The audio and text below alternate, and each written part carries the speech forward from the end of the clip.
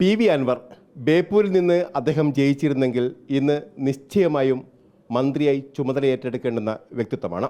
പക്ഷേ ഇന്ന് അദ്ദേഹത്തിന് ചില ആരോഗ്യ കാരണങ്ങളാൽ ആ സത്യപ്രതിജ്ഞാ ചടങ്ങിൽ പോലും പങ്കെടുക്കാൻ കഴിഞ്ഞിട്ടില്ല. ഏതായാലും PV അൻവർ കഴിഞ്ഞ തെരഞ്ഞെടുപ്പ് പ്രചാരണ ഘട്ടത്തിൽ മുന്നോട്ട് വെച്ച മുദ്രാവാക്യങ്ങൾ കേരളം ഒന്നാകെ ഏറ്റെടുത്തത് കൊണ്ട് തന്നെയാണ് UDFന് ഇത്ര മിന്നും വിജയം നേടാൻ കഴിഞ്ഞത്. അക്കാര്യത്തിൽ യാതൊരു സംശയവുമില്ല. ഏതായാലും PV അൻവർ നമുക്കൊപ്പം ചേരുകയാണ്. ഇന്ന് സത്യപ്രതിജ്ഞാ ചടങ്ങിൽ പങ്കെടുക്കേണ്ടതായിരുന്നു. എന്തുകൊണ്ടാണ് പങ്കെടുക്കാതിരുന്നത്? തീർച്ചയായിട്ടും അതിനുവേണ്ടി 2 ദിവസം മുമ്പ് തന്നെ വന്നതാണ്. ടോയ്ലറ്റിൽ നിന്ന് ചുടുവെള്ളം മറിഞ്ഞ് ചെറിയൊരു പൊള്ളലേറ്റു. അപ്പോൾ ഇരിക്കാൻ ചെറിയൊരു ബുദ്ധിമുട്ടുണ്ട്. അതുകൊണ്ടാണ് ചടങ്ങിൽ പങ്കെടുക്കാൻ കഴിയാതിരുന്നത്. ഞാൻ തുടക്കത്തിൽ സൂചിപ്പിച്ചതുപോലെ തന്നെ ഇന്ന് മന്ത്രിയായി ചുമതല ഏറ്റെടുക്കേണ്ടുന്ന ഒരാളാണ്. പക്ഷേ കോഴിക്കോടിനെ സംബന്ധിച്ച് ഏറ്റവും ദുഃഖകരമായ കാര്യം കോഴിക്കോട് മന്ത്രിമാരില്ല എന്നുള്ളതാണ്. അല്ല, തീർച്ചയായിട്ടും അതിലിപ്പോൾ UDFൻ്റെ പലതരത്തിലുള്ള ഇക്വേഷൻസ് നമുക്കറിയാലോ. തെരഞ്ഞെടുപ്പ് റിസൾട്ടിന് ശേഷമുണ്ടായ പല പ്രതിസന്ധികളും അതിനെ നല്ല രീതിയിൽ മറികടക്കാൻ എടുത്തൊരു സമയവും അതിൻ്റെയൊക്കെ ഒരു ഭാഗമായിട്ട് വന്നതാണ്. തീർച്ചയായിട്ടും ഇതൊരു UDF ഗവൺമെൻറ്റാണല്ലോ. സ്വാഭാവികമായിട്ടും ഒരു സംസ്ഥാനത്ത് ഒരു സ്ഥലത്ത് മന്ത്രി ഇല്ലെങ്കിൽ അതിൻ്റെ പോരായ്മ പരിഹരിച്ചുകൊണ്ട് തന്നെ പോവുള്ളൂ. പിന്നെ മുഖ്യമന്ത്രി എന്ന് പറയുന്നത് കേരളത്തിൻ്റെ മൊത്തത്തിലുള്ള സ്റ്റേറ്റിൻ്റെ മുഖ്യമന്ത്രിയാണല്ലോ.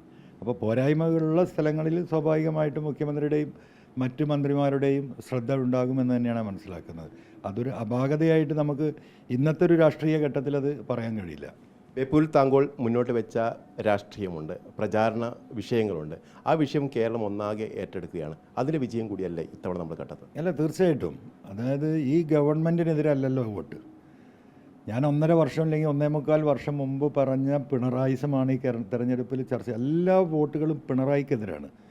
വ്യാപകമായിട്ട് ഇടതുപക്ഷക്കാരും കമ്മ്യൂണിസ്റ്റ് സഖാക്കളും പിണറായിക്കെതിരെ ഈ തെരഞ്ഞെടുപ്പിൽ വോട്ട് ചെയ്യും. 107 സീറ്റ് കിട്ടുമെന്നായിരുന്നു എൻ്റെ സർവേയിൽ ഞാൻ പറഞ്ഞിരുന്നത്. അപ്പോൾ ആ തരത്തിൽ ഒരു വ്യക്തി ഉണ്ടാക്കിയ രാഷ്ട്രീയ മാറ്റം അത് ഒരിക്കലും ഇടതുപക്ഷത്തിന് അനുകൂലമായിരുന്നില്ല. ഇടതുപക്ഷത്തിൽ അങ്ങേയറ്റം പ്രതീക്ഷ അർപ്പിച്ചത് ഇവിടുത്തെ സാധാരണക്കാരും തൊഴിലാളികളും ന്യൂനപക്ഷങ്ങളും മതേതരവാദികളുമാണ്.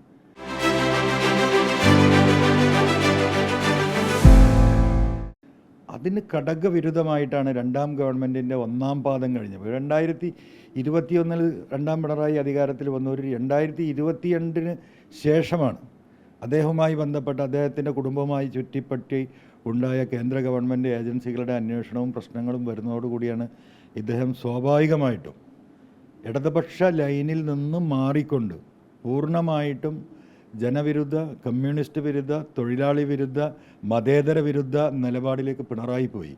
ആ പിണറായിക്കെതിരെയാണ് ഞാൻ സംസാരിച്ചത്. അതാണ് ഞാൻ മൊത്തത്തിൽ ഞാൻ പറഞ്ഞു വന്നിരുന്ന പിണറായിസം എന്ന് പറയുന്നത്. അതിനെതിരെയുള്ള വോട്ടാണ് എന്ന് ഈ നാട്ടിലെ എല്ലാ ജനങ്ങൾക്കും അറിയാം. അത് ഞാൻ എൻഡോസ് ചെയ്യേണ്ടല്ല, ജനങ്ങളത് എൻഡോസ് ചെയ്ത കാര്യമാണ്.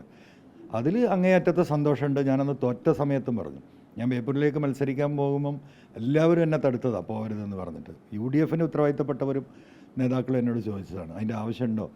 പക്ഷേ അന്ന് ഞാനതിന് പോയില്ലായിരുന്നെങ്കിൽ പിണറായിയോട് എത്രത്തോളം കേരള ജനതയ്ക്ക് വിരോധമുണ്ടോ അതുപോലെ തന്നെ ഈ കുടുംബാധിപത്യ രാഷ്ട്രീയത്തിൻ്റെ വക്താവ് എന്ന നിലക്ക് മരുമകൻ മുഹമ്മദ് റിയാസിനോട് കേരളത്തിലെ കമ്മ്യൂണിസ്റ്റ് പാർട്ടിക്ക് അങ്ങേറ്റത്ത് വിരോധം ഉണ്ടായിരുന്നു, സഖാക്കൾക്ക്.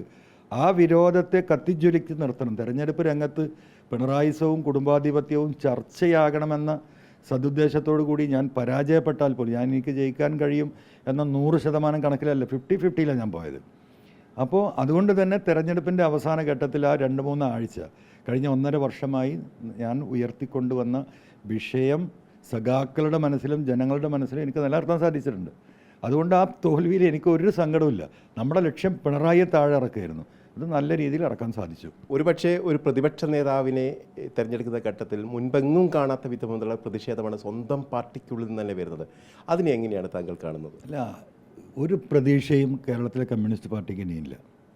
എന്തുകൊണ്ടാണോ ഈ ഗവൺമെൻറ്റും ഈ സംവിധാനം ഈ രീതിയിൽ തകർന്ന് തരിപ്പണമായത്, അതിന് നേതൃത്വം നൽകിയ അതേ വ്യക്തിയെ പ്രതിപക്ഷ നേതാവാക്കാൻ ആ പാർട്ടിയുടെ ഇദ്ദേഹത്തിൻ്റെ കുഴലൂത്തുകാർ തീരുമാനിച്ചാൽ ഇനി എവിടുന്ന് രക്ഷപ്പെടാൻ പോകുന്നത്? അദ്ദേഹത്തിന് ഇന്ന് ഈ സമൂഹത്തിലുള്ള വാല്യൂ നമുക്ക് എല്ലാവർക്കും അറിവുള്ളതാണ്. ഒരു കാരണവശാലും ഇപ്പോൾ നടക്കുന്ന ചർച്ചകളെന്താ? എല്ലാ ജില്ലാ കമ്മിറ്റികളിലും നടക്കുന്ന ചർച്ച ആൻറ്റി പിണറായി ചർച്ചയാണ്. ഞാൻ ഈ പറയുന്ന പിണറായിസം ഇതുവരെ ജനങ്ങളായിരുന്നു ചർച്ച ചെയ്തിരുന്നത്. ഇപ്പോൾ ഇത് കമ്മ്യൂണിസ്റ്റ് പാർട്ടിയുടെ ജില്ലാ കമ്മിറ്റി തൊട്ട് താഴേക്ക് ചർച്ച പോവുകയാണ്. അവിടെയൊക്കെ ഇദ്ദേഹത്തിനെതിരെ പറയുന്നത്. എനിക്ക് അദ്ദേഹത്തോട് വ്യക്തിപരമായിട്ട് ഒരു വിരോധമില്ല. ഞാൻ അങ്ങേയറ്റം അദ്ദേഹത്തോട് ഒരു മകനെ പോലെ നിന്നിരുന്ന ആളാണ്. പക്ഷേ അദ്ദേഹത്തിൻ്റെ ഈ നയം മാറ്റത്തിൽ അത് വലിയ ചതിയാണ്. ഇപ്പോൾ BJP നമുക്ക് മനസ്സിലാക്കാത്ത BJP ആണ്, ഹിന്ദുത്വ പാർട്ടിയാണ്, അവരുടെ നിലപാടുകൾ എന്താണ്? അതേ നിലപാട് ഒരു മതേതര സംവിധാനം, ഒരു കമ്മ്യൂണിസ്റ്റ് സോഷ്യലിസ്റ്റ് സംവിധാനത്തിൽ ഒരാൾക്കും ഉൾക്കൊള്ളാൻ കഴിയില്ല. അപ്പോൾ ഇനി പിണറായിയെ ആണ് ഈ പറയുന്ന തീരുമാനം തന്നെയാണ് അവർ ഇംപ്ലിമെൻ്റ് ചെയ്ത് മുന്നോട്ട് പോകുന്നതെങ്കിൽ ആ പാർട്ടിയെ സംബന്ധിച്ചും ഇടതുപക്ഷ മുന്നണിയെ സംബന്ധിച്ചും ഒരു പ്രതീക്ഷക്കും വരും നാളിൽ പ്രതീക്ഷ പോലും വെക്കണ്ട എന്നാണ് ഞാൻ മനസ്സിലാക്കുന്നത്. ഇടതുപക്ഷത്തെ അസംതൃപ്തരെ കൂട്ടിയിണക്കിക്കൊണ്ട് ഒരു മുന്നണി അല്ലെങ്കിൽ ഒരു കൂട്ടായ്മ രൂപീകരിക്കുമെന്ന് നേരത്തെ തന്നെ തങ്ങൾ പറഞ്ഞിരുന്നു. ഇപ്പോൾ സത്യപ്രതിജ്ഞ കഴിഞ്ഞിരിക്കുന്നു. ഇനി അടുത്ത നീക്കം എന്താണ്? തീർച്ചയായിട്ടും ഇടതുപക്ഷത്തിൽ നിന്ന് മാത്രമല്ല പല ഭാഗങ്ങളിൽ നിന്നും എന്താ പറയുക ഡയറക്റ്റായിട്ട് UDFലെ പാർട്ടികളിലേക്ക് ചേരാൻ അവരുടേതായിട്ടുള്ള സാഹചര്യങ്ങൾ അനുവദിക്കാത്ത ഒരുപാട് ആളുകൾ ഇവിടെയുണ്ട്. അവരെയൊക്കെ ഒരുമിച്ച് കൂട്ടിക്കൊണ്ടുള്ള ഒരു പ്ലാറ്റ്ഫോം ഉണ്ടാക്കണമെന്ന് തന്നെയാണ്, ഒരു ഇടതുപക്ഷ ബദൽ ഇവിടെ രൂപം കൊള്ളണമെന്ന് തന്നെയാണ് ഞാൻ ആഗ്രഹിക്കുന്നത്. അതിൻ്റെ ഒരു ഇനീഷ്യൽ ടോക്ക് മാത്രമേ UDF ലീഡർഷിപ്പുമായിട്ട് നടത്തിയിട്ടുള്ളൂ. ഇത് മന്ത്രിസഭയൊക്കെ ഒന്ന് സെറ്റിൽ ചെയ്തതിന് ശേഷം അവരുമായിട്ടൊക്കെ ഒന്ന് കൂടിയാലോചിച്ച് ഒറ്റയ്ക്ക് ഒരുപാട് പോരാട്ടം ഞാൻ നടത്തി. 1.25 കൊല്ലം പോരാട്ടം നടത്തി 28 കേസിലെ പ്രതിയാണ് ഞാൻ. എൻ്റെ എല്ലാ സ്വത്തുക്കളും സമ്പത്തും മുഴുവൻ ഇവിടെ ED ഉൾപ്പെടെയുള്ള വിജിലൻസ് ഉൾപ്പെടെയുള്ള സംവിധാനങ്ങൾ കണ്ടുകെട്ടുകയോ ഫ്രീസ് ചെയ്യുകയോ ഒക്കെ ചെയ്ത് അത്രയും പ്രതിസന്ധിയിൽ നിൽക്കുകയാണ്. അപ്പോൾ ഇനി സ്വാഭാവികമായിട്ടും ഇവിടെ നിന്നുള്ളൊരു മുന്നോട്ട് പോക്ക് അതിന് തീർച്ചയായിട്ടും ഒരു എന്താ പറയുക മതേതര UDF സംവിധാനത്തിൻ്റെ ഒരു പിന്തുണ കൂടി വേണം. ഇതൊരു മതേതരത്വത്തിന് വേണ്ടിയിട്ടുള്ള വോട്ടാണ് ഇവിടെ നടന്നത്. അതിനുവേണ്ടിയാണ് ഞാൻ പോരാട്ടം നടത്തിയത്. അത് വിജയിച്ചു, അതിൽ സന്തോഷമുണ്ട്.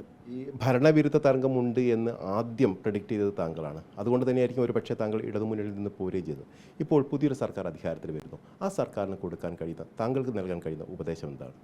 സർക്കാരിനെ സംബന്ധിച്ചിട്ട് വലിയ പ്രതീക്ഷയിലാണ്. ഇപ്പോൾ ഇന്നത്തെ സത്യപ്രതിജ്ഞയൊക്കെ നമ്മളെല്ലാം കണ്ടല്ലോ.